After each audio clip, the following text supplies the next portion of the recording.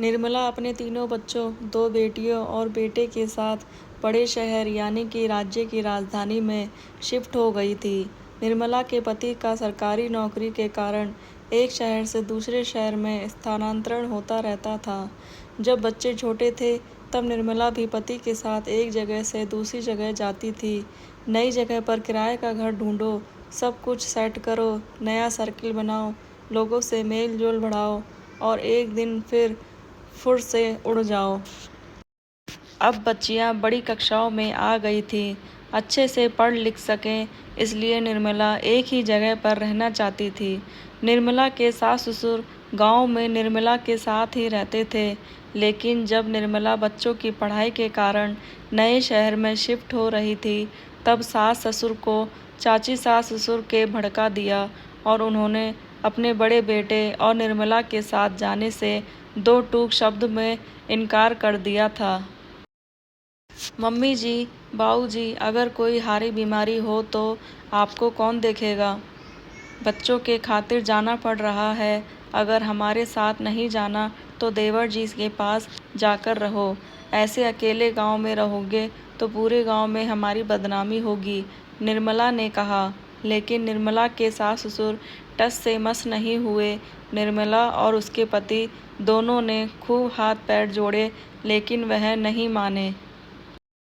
आप जिन लोगों की बातों में आकर आज चलने से मना कर रहे हो, वो लोग आपको निहाल नहीं करेंगे। अपना बुढ़ापा खराब मत करो भाभी और बाऊजी, निर्मला के पति ने कहा। निर्मला के पति अपनी माँ को भाभी कहकर बुलाते थे।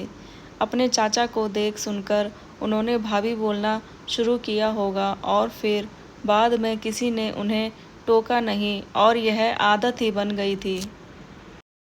दोनों बच्चियों को सरकारी स्कूल में प्रवेश दिला दिया था। बड़ी इस बेटी स्नेहा के पास साइंस मैथ था और छोटी बेटी नेहा अभी 10th में थी।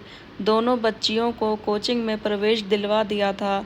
बेटा ऋषभ 5th क्लास में था। स्नेहा और नेहा ने जिद करके भाई ऋषभ को इंग्लिश मीडियम में स्कूल में डलवा दिया था।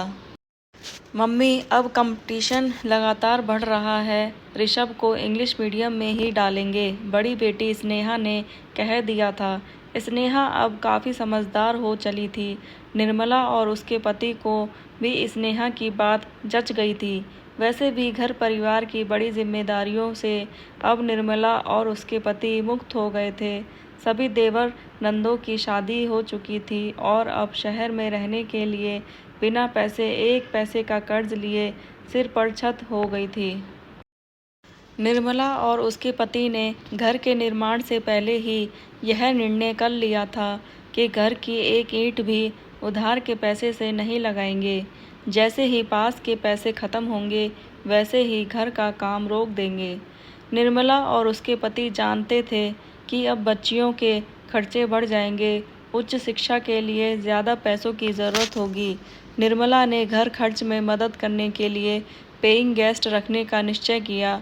उनसे आसपास कई महिलाओं को पेइंग गेस्ट रखते हुए देखा था। निर्मला के पति ने इसका विरोध किया और निर्मला द्वारा कहे जाने पर गुस्से में उसने निर्मला पर हाथ उठा दिया था। स्नेहा और नेहा बड़ी हो गई थी, इसलिए निर्मला ने आज अपने पति को 2 टूक कह दिया था कि आज तो हाथ उठा दिया, लेकिन आज के बाद नहीं। निर्मला ने पेइंग गेस्ट रखने का विचार त्याग दिया था। 6 महीने बाद निर्मला की सास सीढ़ियों से गिर गई थी।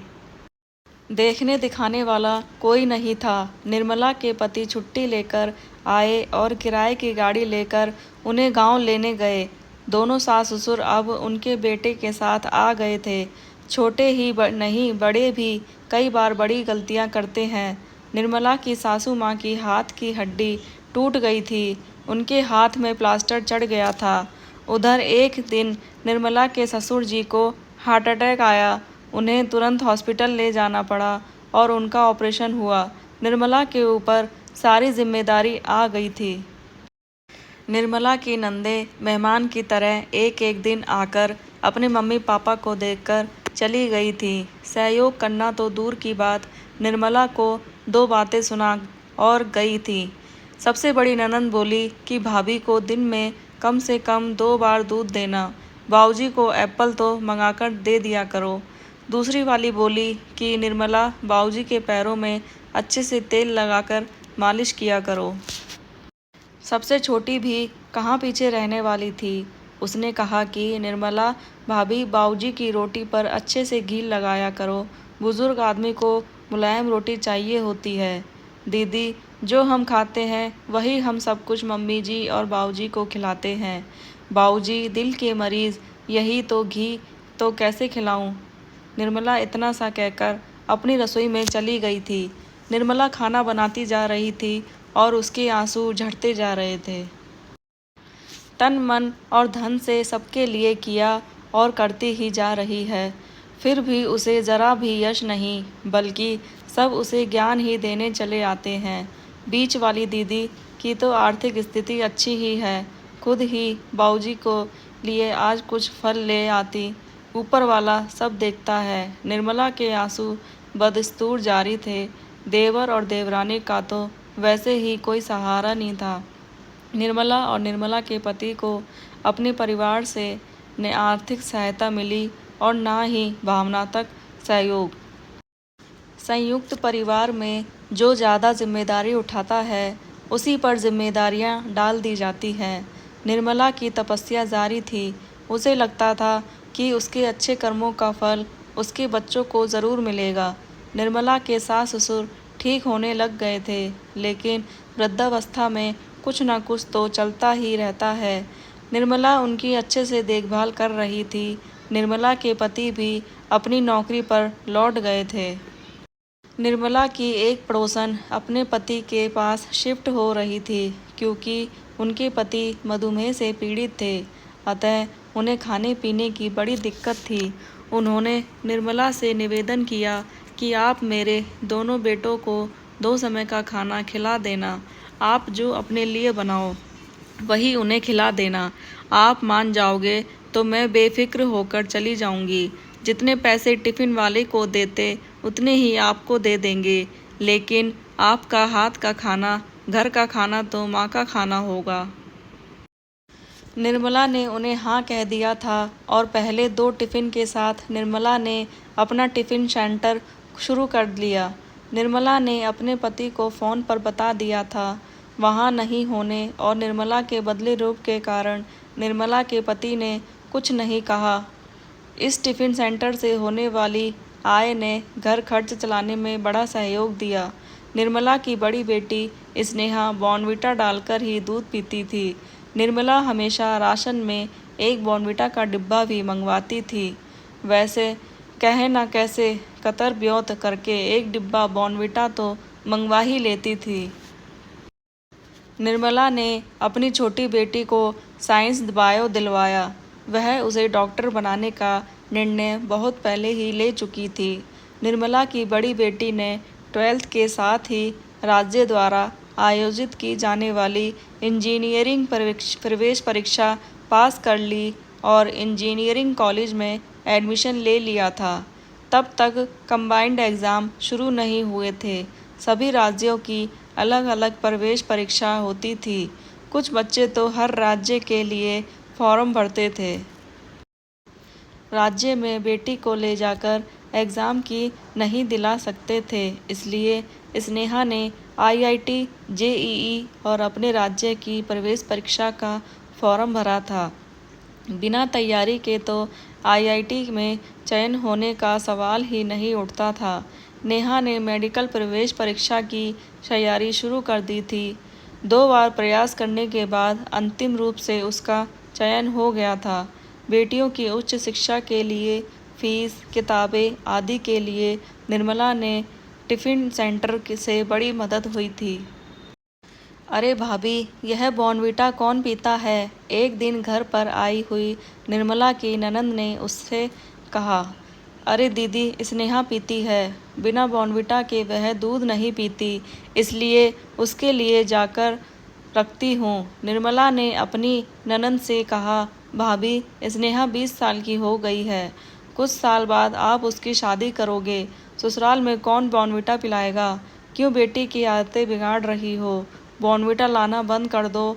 मेरी बात मानो तो अपने अनुभव से कह रही हूँ। अपना अनुभव भी कौन सा भिन्न होगा, ननद ने कहा। हाँ भाभी, आपको तो याद ही होगा कि मुझे बूंदी के लड्डू कितने पसंद थे। यहाँ पर तो कैसे 3-4 लड्डू मैं अकेले ही खा जाती थी। शादी के बाद तो आधा लड्डू भी बड़ा सोच समझकर खाती हूँ। कभी डर लगता है, कभी शर्म आती है, कभी सोचती हूँ लड्डू तो बच्चों को पसंद है, ननद ने कहा। दीदी, आपको कम से कम यह याद तो है ना कि आपको खाने में क्या पसंद था। मुझे तो ये याद ही नहीं कि मुझे खाने में क्या पसंद था, क्योंकि अब मुझे कोई नापसंद ही नहीं है। घर में जो कोई भी नहीं खाता वह मैं सब शौक से खा लेती हूँ। कभी कभी तो शांभवी कहती भी है कि मम्मा, आप डस्टबिन हो क्या जो सब कुछ बचा कुचा खा लेते हो। निर्मला ने अपनी ननद को बताया। तब भी तो भाभी आप बोल रही हूँ, बेटी की आदतें मत बिगाड़ो, ससुराल में कैसे रह पाएगी, ननद ने कहा। दीदी, मैं नहीं चाहती कि स्नेहा के साथ भी वही हो जो आपके और मेरे साथ हुआ, निर्मला ने कहा। क्या मतलब भाभी, यह तो हर लड़की की कहानी है। सभी के खाने पीने का ध्यान रखने के कारण ही तो हमें अन्नपूर्णा कहा जाता है। अन्नपूर्णा है इसलिए तो हमें अपनी नहीं दूसरों की इच्छा का ख्याल रखना चाहिए, ननद ने कहा। नहीं दीदी, अन्नपूर्णा है इसलिए हमें सबकी इच्छा का ख्याल रखना चाहिए। सब में हमें खुद को भी शामिल करना चाहिए।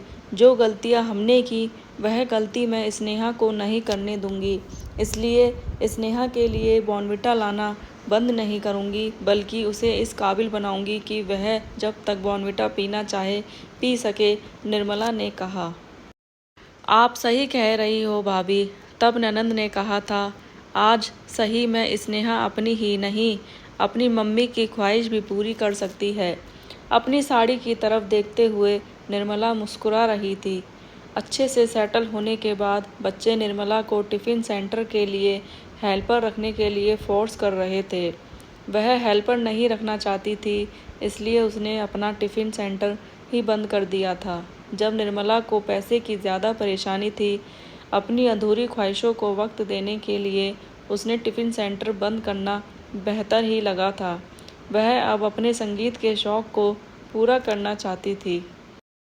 निर्मला ने अभी तक भी घरेलू सहायिका रखना शुरू नहीं किया था।